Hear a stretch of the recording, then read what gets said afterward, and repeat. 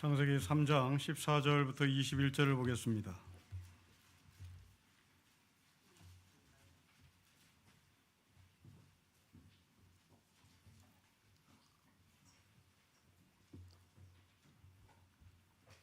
(14절부터 21절을 한 절씩 교도하겠습니다.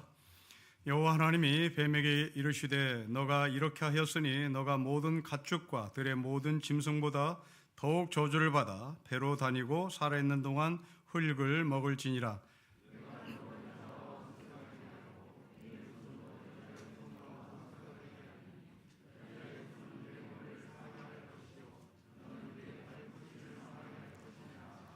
또 여자에게 이르시되 내가 너에게 임신하는 고통을 크게 더하리니 너가 수고하고 자식을 낳을 것이며 너는 남편을 원하고 남편은 너를 다스릴 것이니라 하시고,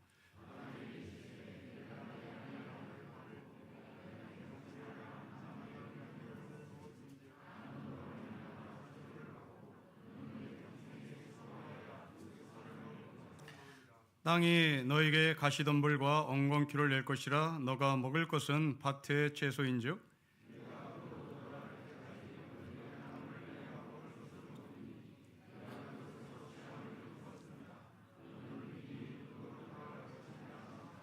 아담이 그의 아내의 이름을 하와라 불렀으니 그는 모든 산자의 어머니가 되미로다.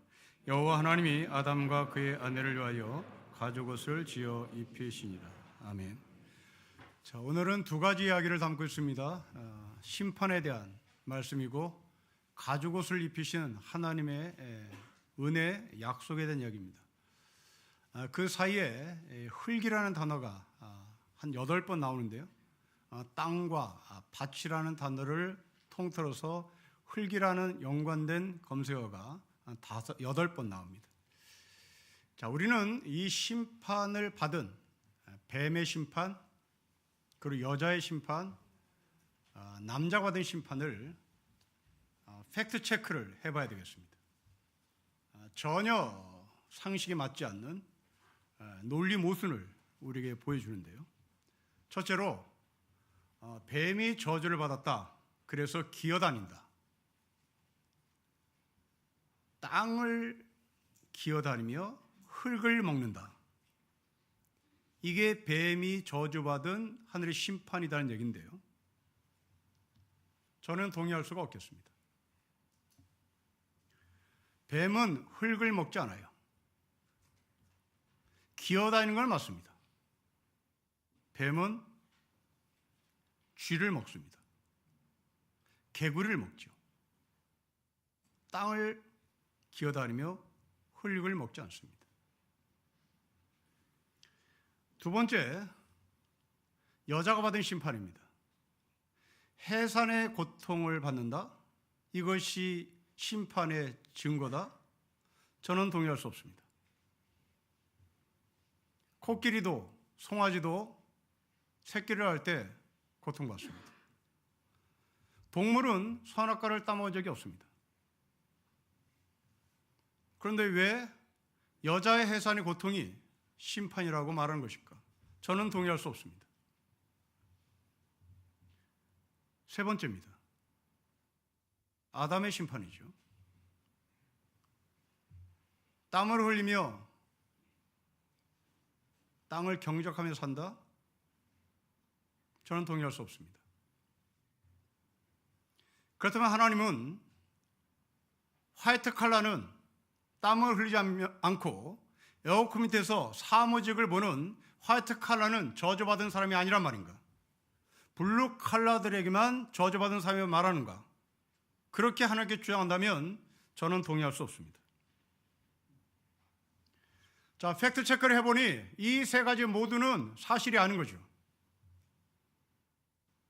흙을 먹는다? 아닙니다. 해산의 고통을 보편화한다? 아닙니다. 세 번째, 블루 칼라가 심판받은 것이다? 저는 동의할 수 없다는 얘기입니다.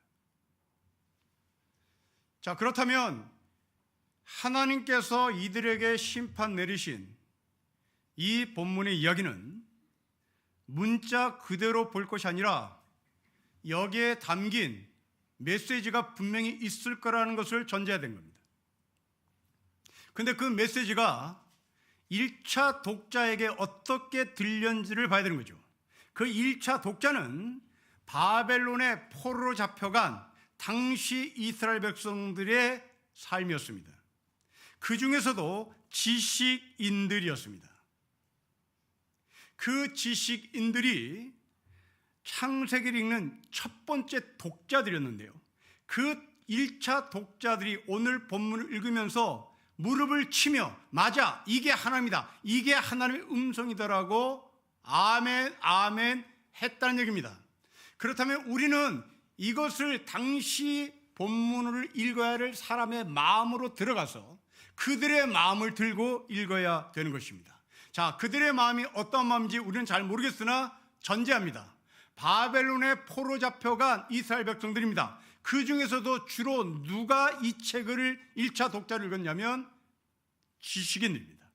그 지식인들이 읽는 본문의 첫 번째 뱀의 심판을 보겠습니다. 여러분 14절 우리 같이 읽겠습니다. 시작. 여호와 하나님이 뱀에게 이르시되 너가 이렇게 하였으니 너가 모든 가축과 들의 모든 짐승보다 더욱 저주를 받아 배로 다니고 살아있는 동안 흙을 먹는다. 상식이 아닌 거죠. 뱀은 흙을 먹지 않습니다. 뱀은 개구리를 먹습니다.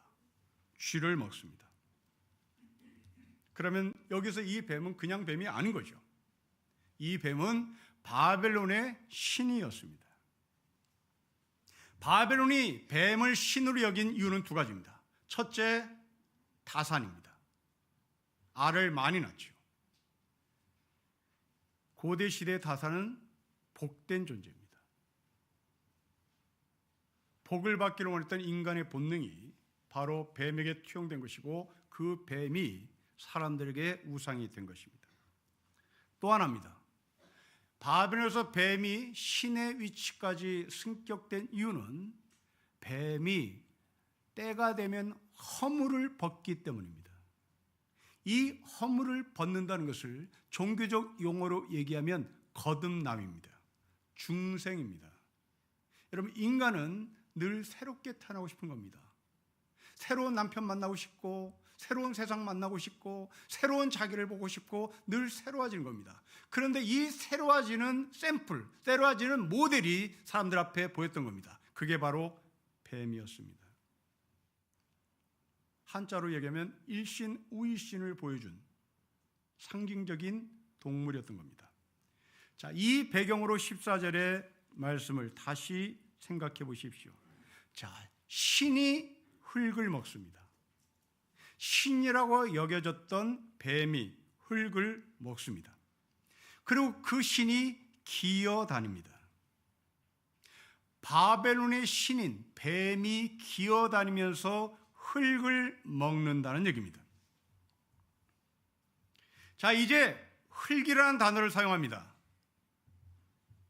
개구리를 사용하지 않습니다. 쥐를 사용하지 않습니다. 흙이라는 단어를 사용합니다. 왜 흙이라는 단어를 사용했을까요? 그렇습니다. 하나님은 인간을 흙으로 만드십니다. 그 흙으로 만들어진 존재가 지금 어디에 살고 있습니까? 바벨론에 살고 있습니다. 그 바벨론에 끌려간 사람들이 누구였습니까? 당시 이스라엘 사회에서 지식인, 소위 말하는 화이트 칼라들이 바벨론을 끌려갔습니다. 바벨론을 끌려간 것 동시에 이 화이트 칼라들이 급강화해서 블루 칼라가 된 겁니다. 바로 흙이 된 겁니다. 하나님은 그 흙을 빚어서 하나님의 형상을 만드십니다. 그렇다면 여기서 나오는 이 흙은 사람으로 봐야 한다는 얘기입니다. 바벨론의 신 뱀이 기어다니며 사람을 잡아먹습니다. 배가 불러 제국을 만듭니다. 여러분, 출애굽을 보십시오. 바로는 히브리 노예들에게 벽돌을 만들 수 있는 재료를 주지 않았습니다. 흙을 주지 않았다는 얘기입니다. 이유는 히브리 노예들의 인구가 점점점 불어나갑니다. 왕권의 위협을 느낀 바로가 개체수를 줄이는 작업에 들어갑니다. 그래서 더 심한 노동을 가하면 아이를 낳지 못할 것이라고 하는 판단하에 벽돌 만들 재료인 흙을 주지 않고 일을 시킵니다. 퇴근도 못했다는 얘기입니다. 잠잘 시간이 없다는 얘기입니다. 흙을 구하러 다니는 겁니다. 그 흙을 구해서 할당량을 채워야 하는 겁니다. 그렇다면 이 흙과 같은 히브리 노예들이 흙을 찾기 위하여 서로 경쟁하는 겁니다. 서로 경쟁하다가 서로 시기하고 질투하고 죽이기까지 하는 겁니다. 그래서 개체수가 점점 줄어가야 하는 겁니다. 그런데 바로의 전략은 완전히 빗나갔습니다. 그럼에도 불구하고 이 히브리 노예들은 인구가 점점 불어나갑니다.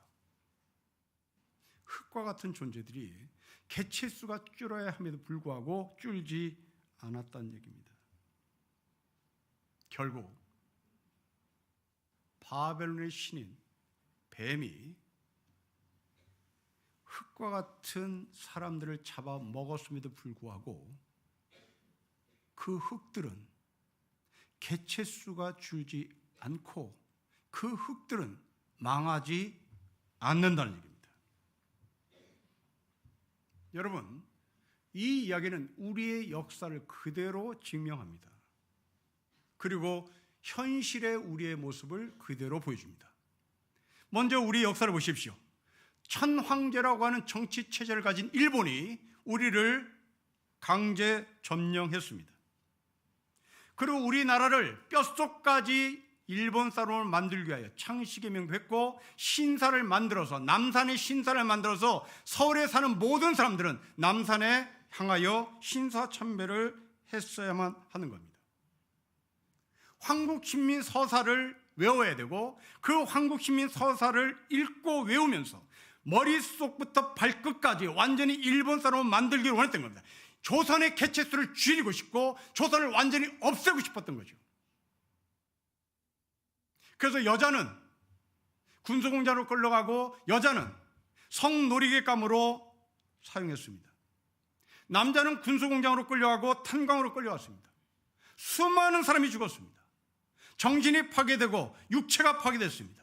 이제 완전히 개체수를 줄이고 싶었던 일본의 전략이었습니다. 맞아떨어지는 것 같았습니다.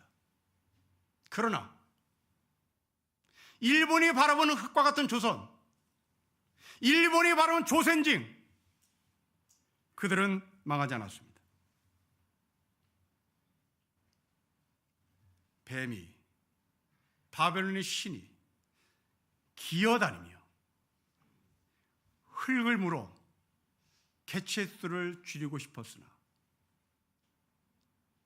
망하지 않았던 하늘의 역사는 곧 우리의 역사에도 그대로 존재합니다. 여러분, 이것은 비단 일제강점기 시대만이 아닙니다. 우리나라는 세계 어느 나라보다 단기간에 산업화를 이룬 나라입니다. 선진국에 올라섰습니다. 선진국이 된 것을 자랑스러워합니다. 저도 자랑스럽습니다. 우리 민족이 근면하고 우리 민족이 성실하다는 것을 만방에 증명한 샘플입니다. 그러나 우리나라가 선진국 대열에 끼게 된 밑바탕을 보십시오. 그 밑바탕은 저임금에 시달린 노동자들의 희생의 근거에서 나라가 선 것입니다. 구로공단에서 일하던 여공들의 저임금, 청계천에서 미싱을 돌리던 여성들의 그 눈물, 이것이 산업화의 틀을 갖추는 기초가 되었던 것입니다. 우리는 이것을 잊지 말아야 되는 겁니다. 다시 말하면 우리나라가 산업화의 기틀을 마련해 준 그 여공들, 미신공들, 구로공단의 산업화의 일꾼들, 그들의 피를 빨아먹은 뱀과 같은 존재가 있었다는 얘기입니다. 우리는 이것을 잊지 말아야 하는 것이죠. 지금 그 자리를 제3세계 노동자들이 채우고 있습니다. 결국 바벨론의 신뱀의 이야기는 먼 옛날의 남의 나라 이야기가 아니라 현재 우리의 이야기인 겁니다. 뱀 같은 신들, 뱀 같은 사람들, 여전히 힘없는 흙과 같은 사람들을 기어다니며 물고 있고 피를 빨아먹고 있습니다. 저는 이 기어다니는 뱀, 기어다니는 바벨론, 기어다니며 흙을 먹는, 그래서 살찐 이 바벨론 제국, 이 제국을 우리 문화에 맞게 의역을 한번 해보고 싶었습니다. 점잖게 의역한다면 바벨론은 졸부, 아니면 졸부 같은 바벨론이라고 번역할 수 있을 것 같습니다. 그런데 별로 마음에 들지 않았습니다. 감칠나게 번역할 수 있는 길이 없을까? 한 서너 시간 고민했습니다. 정말 멋들어지게 시장의 언어로 번역해보면 어떨까? 한 서너 시간 고민하다가 좋은 표현이 떠올랐습니다. 빌어먹는 바벨론, 빌어먹는 바벨론의 신, 비열한 바벨론, 빌어먹었던 바벨론 제국, 비열한 일본, 빌어먹을 일본, 빌어먹을 일본 제국, 빌어먹을 갑부들, 저임금을 후려쳐서 큰 이익을 남기는 비열한 재벌들, 비열한 기득권자들, 우리의 현실입니다. 사랑하는 성도 여러분, 여러분들이 한 달 동안 벌어들인 돈이 기어다니면서 비열하게 남의 발꿈치를 물어뜯어 얻은 흡혈 같은 돈입니까?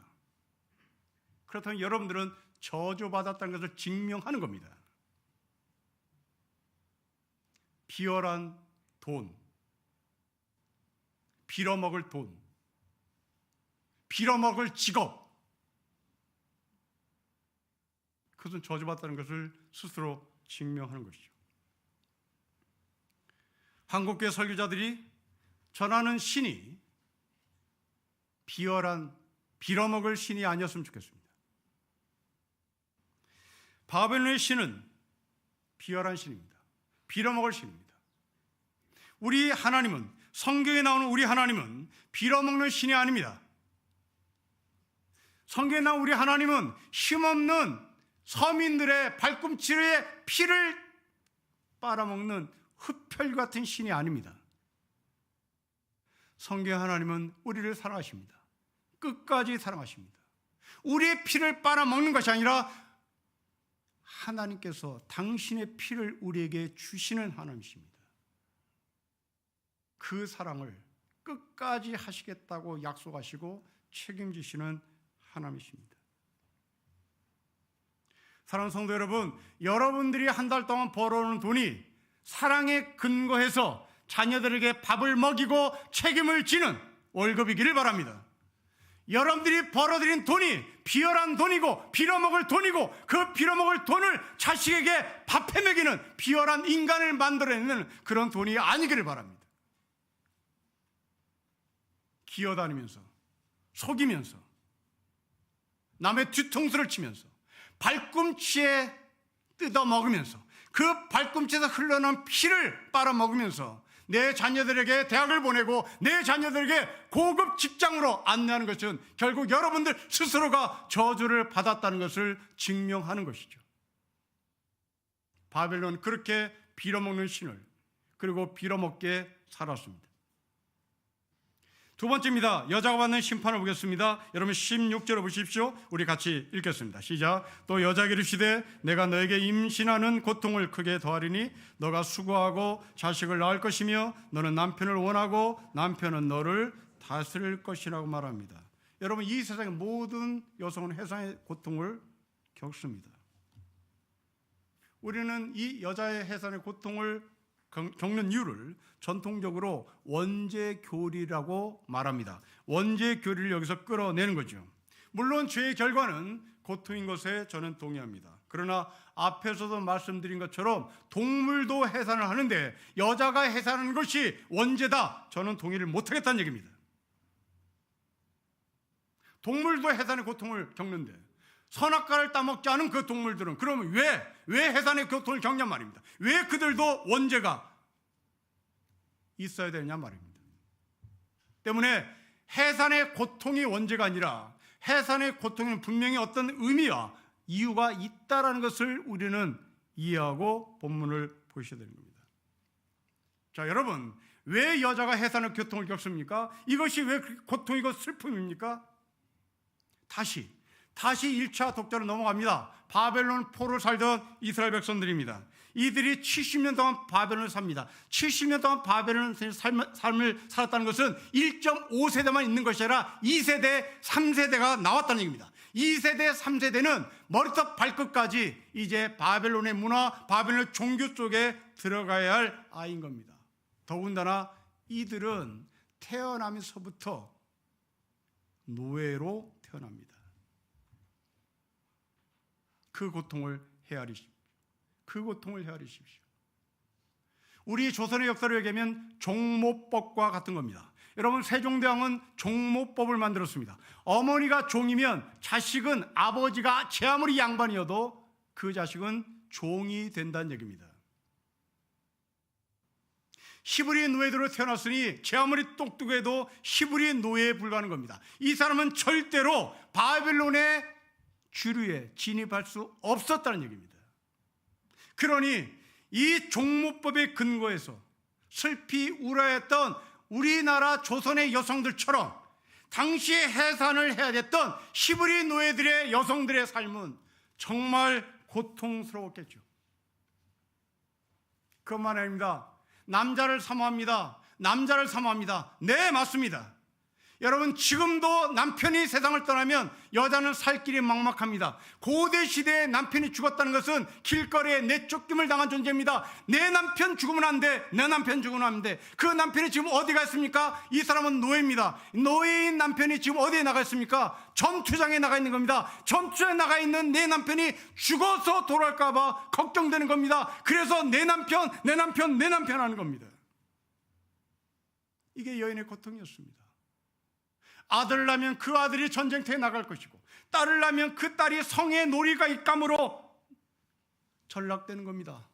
일제강점기 때 우리 어머니들이 아이가 태어났을 때 이 일본이 30년을 더 통제하고 30년을 더 통치한다면 우리의 어머니, 우리 아버지는 내 아들이 또 군수공장으로 끌려가는구나, 내 딸이 또 성적 놀이개로 끌려가는구나, 그 고통과 그 아픔 속에서 눈물을 흘렸을 것입니다. 단순히 해산의 고통이 아닙니다. 여러분, 이 그림은 출애굽에도 그대로 녹아 있습니다. 여러분, 출애굽 2장을 기억해 보십시오.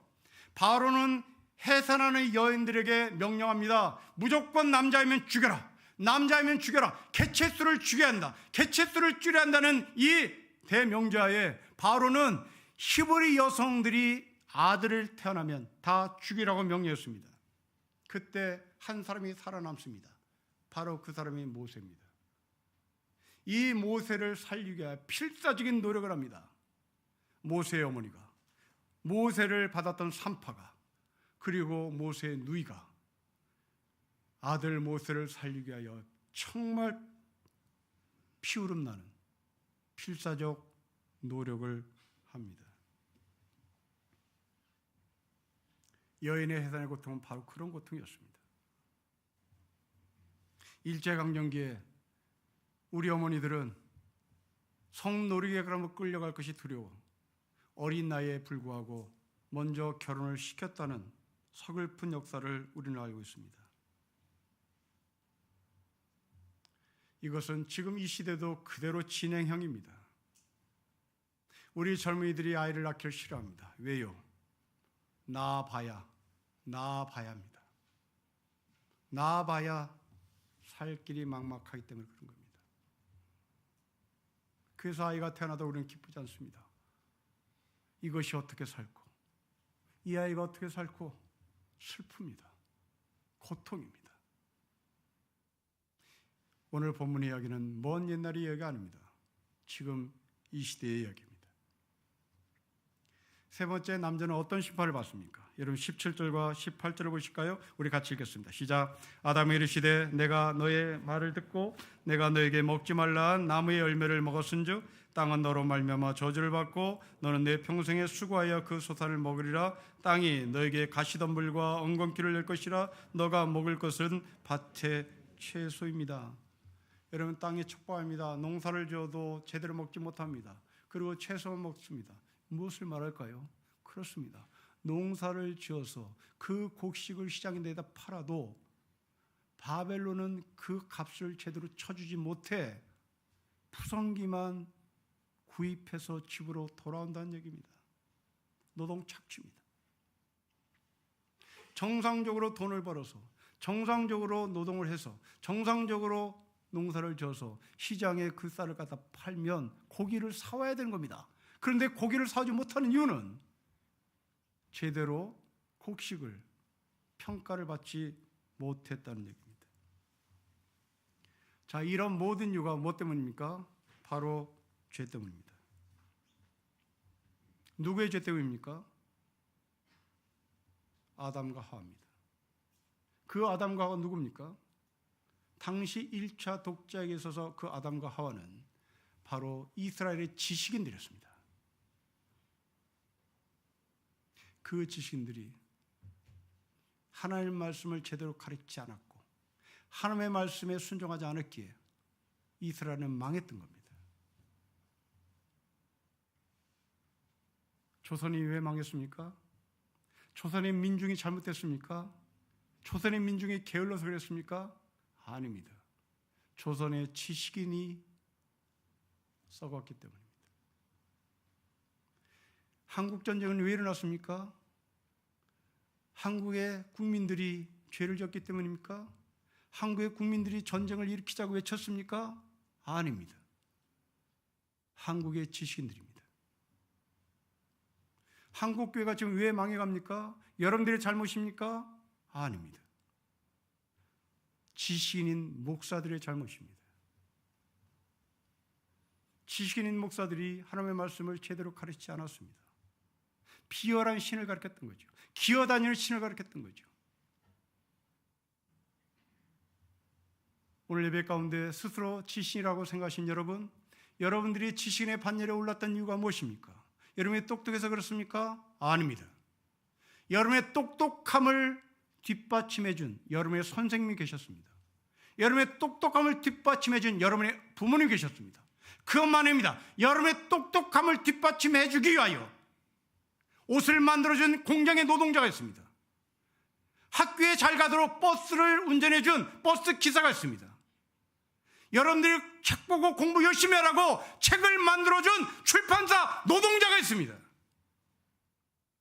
그런 모든 사람이 합력해서 지식인한 반열에 여러분을 올려놓은 것입니다.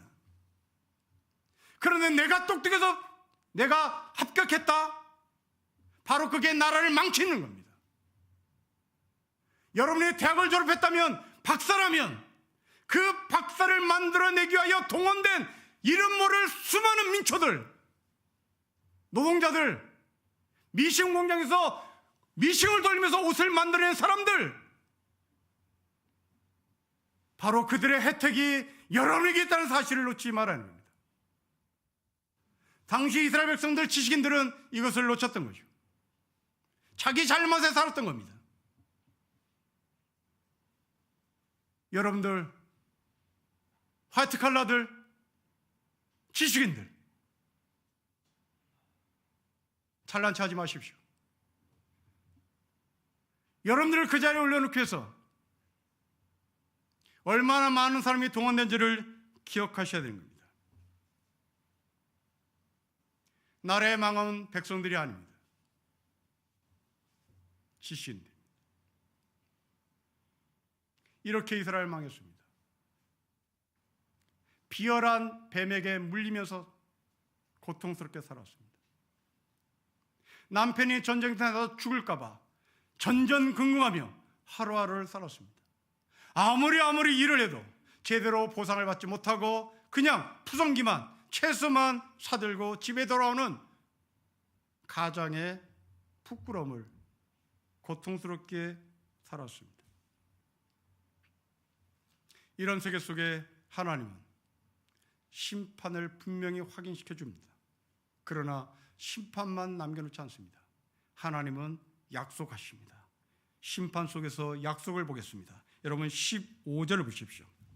15절을 같이 읽겠습니다. 시작. 내가 너로 여자와 원수가 되게 하고 너의 후손도 여자의 후손과 원수가 되게 하리니 여자의 후손은 너의 머리를 상하게 할 것이요 너는 그의 발꿈치를 상하게 할 것이라 말합니다. 여자의 후손이 뱀의 머리를 밟아버립니다. 뱀은 여자의 발꿈치를 상하게 할 것이라 말합니다. 누가 이기는 싸움입니까? 여자의 후손이 이기는 싸움입니다. 여러분 여기서 우리는 질문해야 되겠습니다. 왜 성경 저자는 남자의 후손이라고 말하지 않고 여자의 후손이라고 말하는 것일까요? 훗날 기독교는 여기에서 메시아 교리를 만들어냅니다. 여기서 여자의 후손이란 마리아를 말한다는 것이죠. 그 여자의 후손, 마리아의 후손, 그 후손은 예수님이라고 하는 교리를 끄집어냅니다. 그리고 신학자들은 이 15절을 원시복음이라는 닉네임을 붙입니다.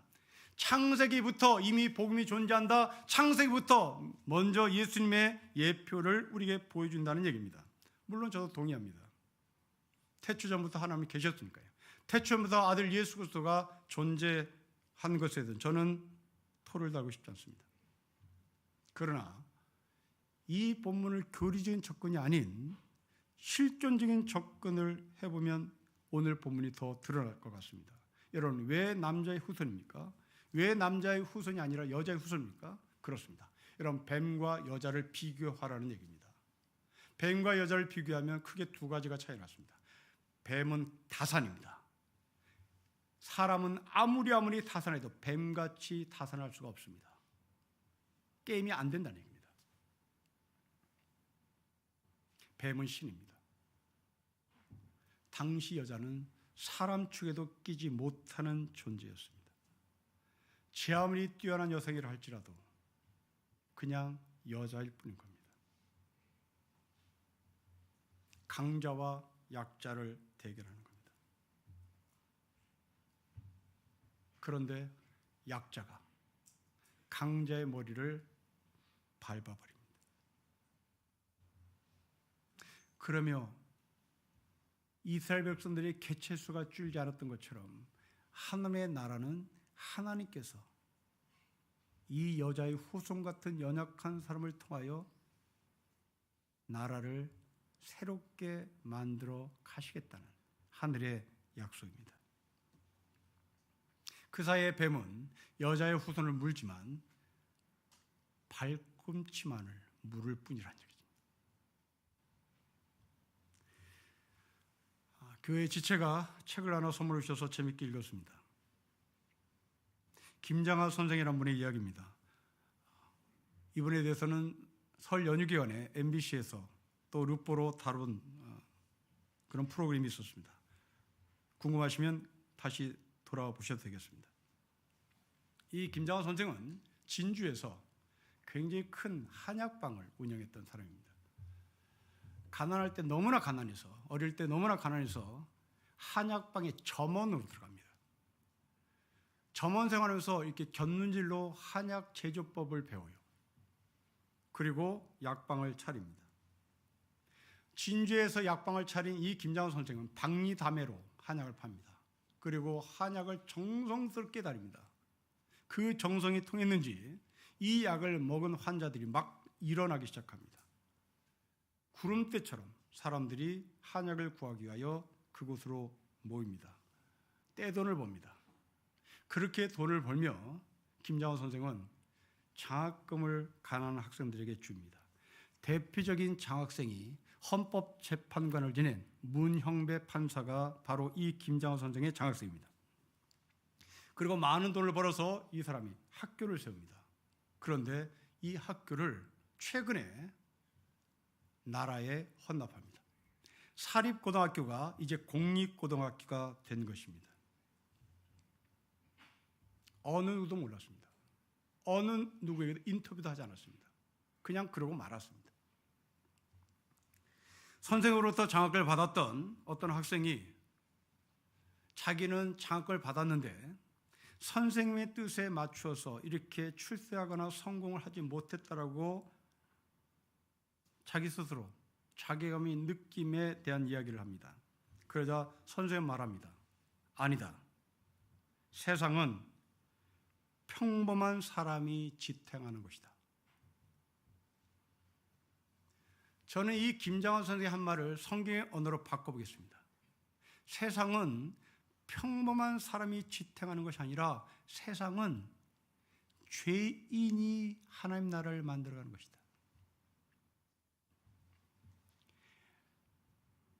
뱀을 짓밟는 여자의 후손들, 힘없는 자들이 하나님의 나라를 만들어가는 것이다.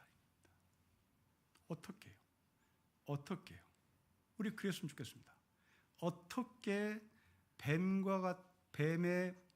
뱀의 머리를 짓밟는 여자의 후손 같은 연약한 사람, 더 나가서 성경 언어로 하면 죄인들이 어떻게 하나님 나라를 만들어 갈까요? 두 가지 방법을 취합니다. 여러분, 첫 번째 방법입니다. 19절입니다. 우리 19절을 같이 읽겠습니다. 시작. 너희가 흙으로 돌아갈 때까지 얼굴에 땀을 흘려야 먹을 것을 먹으리니 너가 그것에 취함을 입었으리라. 너는 흙이니 흙으로 돌아갈 것이라고 말씀했습니다. 흙으로 돌아가는 방법을 취합니다. 여러분, 우리는 전통적으로 흙으로 돌아가는 것을 죽음이라고 생각하죠. 저는 그렇게 보지 않습니다. 이건 약속입니다. 흙으로 돌아가는 하늘의 약속을 통하여 하나님은 하나님 나라를 만들어갑니다. 여러분, 흙으로 돌아간다는 것이 무엇입니까? 여러분, 창세기에서 이 흙은 단순한 흙이 아닙니다. 하나님의 손에 들려진 흙은 사람을 만들어내는 하늘의 재료입니다. 흙으로 다시 돌아간다. 망가진 아담이, 망가진 하와가 흙으로 돌아간다. 하나님은 그 흙을 다시 빚으신다. 이것은 예레미야 선지자가 봤던 토기장의 환상입니다. 예레미야가 봤던 토기장의 환상은 예레미야가 토기장의 손에 들려진 흙을 봅니다. 그런데 이 토기장의 손에 들려진 이 흙은 새로운 흙이 아닙니다. 만들다가 파쇄된, 망가진 이 흙을 내던집니다. 이 내던져진 흙을 토기장이가 다시 받아 새롭게 빚으십니다. 아담과는 내던져졌습니다.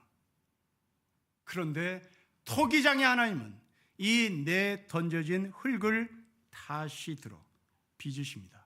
이것이 바로 흙에서 흙으로 돌아간다는 얘기입니다. 토기장이라는 말을 히브리 말로 요체르라고 얘기합니다. 빚는다, 다시 빚는다 할 때 이 빚음에 대해서는 야체르라는 단어를 씁니다. 언어의 유의를 통하여 바로 빚으시는 토기장의 하나님을 우리에게 소개하는 겁니다. 이 이야기는 요한복음 9장에도 그대로 나와 있습니다. 요한복음 9장에 나면서부터 소경된 이야기가 나옵니다. 사람들은 이 사람이 왜 소경이 됐는지 그 이유를 찾고 싶어 합니다. 이 사람의 죄일까? 부모의 죄일까? 이때 예수님은 나면서부터 앞을 보지 못하는 이 소경 앞에 섭니다. 그리고 진흙을 손에 줍니다. 그 진흙으로 이 사람의 눈을 바릅니다. 이 요한복음 9장에 진흙으로 눈을 뜨게 하신 예수님의 이야기에 계속 진흙이라는 단어를 반복합니다. 진흙이라는 단어를 반복하는 이유는 진흙에 초점을 맞춰라 하는 말입니다. 창세기를 떠올리라는 얘기죠. 그렇게 예수님은 소경의 눈에 진흙을 바릅니다. 이때가 안식일입니다. 하나님의 날이라는 겁니다.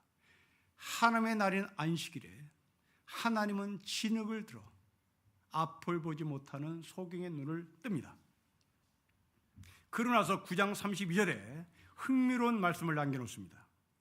창세 이후로 맹인으로 난 자의 눈을 뜨게 하였다함을 듣지 못했다. 창세 이후로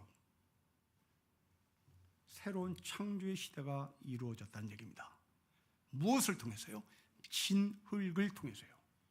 에덴 동산의 진흙의 창조가 바로 앞못 보는 소경의 눈에 발라졌다는 얘기고, 그 소경의 눈에 발라진 진흙으로 말미암아 눈이 떠진 이 소경은 성경의 워딩입니다. 예수님을 봤다는 겁니다. 하나님을 봤다는 겁니다. 아담과 하와는 눈이 떠졌음에도 불구하고 하나님을 보지 못합니다. 자신을 봅니다. 그런데 진흙으로 말미암아 눈이 떠진 소경은 예수님을 봅니다. 언제요? 안식일 날이요. 하나님의 날에 하나님의 손이 잡힌 진흙이 이 사람을, 하나님을 보게 하셨다는 얘기입니다. 죄인을 의인으로 만들어 망가진 자를 새롭게 만들어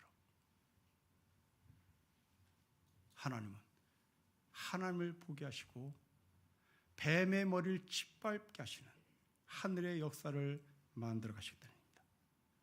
두 번째 방법입니다. 여러분 21절 보십시오. 21절 같이 읽겠습니다. 시작. 여호와 하나님이 아담과 그의 아내를 위하여 가죽옷을 지어 입습니다. 무화과 나무 옷을 벗깁니다. 그리고 가죽옷을 입히십니다. 무화과 나무에 비해서 가죽옷은 오래갑니다. 다시 말하면 영원성을 말하고 싶어 하는 겁니다. 여러분, 유대교에서는 이 가죽옷이 어디에서 나왔는지가 궁금해서 유대교 랍비들은 연구하기 시작했습니다. 도대체 이 가죽옷은 어디에서 왔단 말인가? 유대교 랍비들은 주석을 달았습니다. 이 가죽옷은 뱀이 허물을 벗은 뱀의 가죽으로 옷을 만들었다고 주장했습니다. 그러나 성경은 다르게 해석합니다. 뱀이 허물을 벗은 뱀의 가죽으로 옷을 만든 것이 아닙니다. 성경은 이 가죽옷을 어린 양으로 해석합니다. 아브라함이 아들 이삭을 제물로 바치기 위하여 모리아산에 올라갔던 그 모리아산에서 어린 양이 대신 죽습니다. 출애굽에서 6월절도 대신 어린 양이 죽습니다. 이것을 세례 요한은 보라 세상 죄를 짊어지고 가는 어린 양이라고 말합니다. 그분은 예수 그리스도십니다. 이 예수 그리스도 십자가에 죽습니다. 피를 흘리십니다. 이 피 흘린 사건을 히브리서에서는 단 한 번의 죽으심으로 말미암아 우리의 죄를 단번에 해결하셨다고 얘기합니다. 바로 이 가죽옷은 어린 양 예수 그리스도의 예표입니다. 하나님은 망가진 아담과 하와를, 망가진 여자의 후손들을 하나님께서 새롭게 빚으시고 가죽옷을 입혀주시고 예수 그리스도의 십자가의 은총으로 말미암아 이제 하늘의 세계를 이 땅에서 펼치기를 원하는 것입니다. 사랑하는 성도 여러분, 우리 모두는 이 땅에서 정말 뱀과 같은 빌어먹을 사람에게 늘 잡혀 먹는 어려운 시대를 살고 있습니다. 내일도 여러분들은 출근할 때 나의 삶을 짓밟기를 원하는, 그래서 내 가는 길목에 숨어있는 이 뱀을 어떻게 피할 것인가를 고민하고 두려워하며 한 주를 시작할 것입니다.